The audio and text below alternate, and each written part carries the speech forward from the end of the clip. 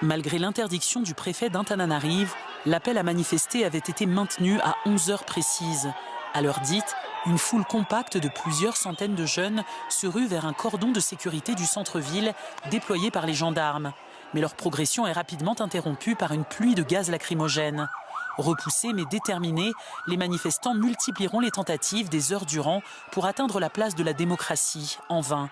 La génération Z, à l'origine de cette manifestation, arbore le pavillon pirate de One Piece, symbole d'une jeunesse en colère, brandi dans plusieurs manifestations à travers le monde.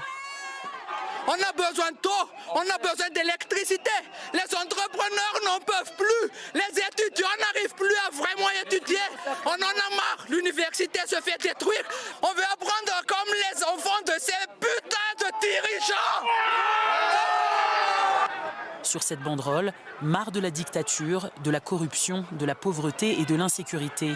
Une mobilisation historique depuis l'élection du président Rajoelina en 2018 qui se transforme rapidement en face-à-face entre manifestants munis de pierres et forces de l'ordre. Plusieurs blessés sont à déplorer des deux côtés. L'État à qui on a prêté le pouvoir nous agresse. C'est à nous qu'appartient le pouvoir, pas à eux. S'ils nous cherchent, ils nous trouveront. Rendez-nous notre liberté. Voilà ce qu'on a subi. On a manifesté, on a demandé gentiment nos droits, mais on nous les refuse. On n'a pas eu l'autorisation de manifester pacifiquement. Et quand la manifestation a lieu, ils nous envoient des bombes lacrymogènes alors que nous, on est à main nue.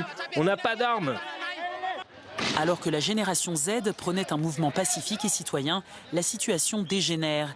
Des membres des forces de l'ordre sont lynchés, le domicile d'une sénatrice et de 2 députés du parti présidentiel sont pris pour cible et des magasins pillés.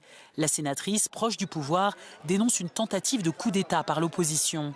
Les manifestants, eux, accusent les forces de l'ordre d'être des bras armés du régime.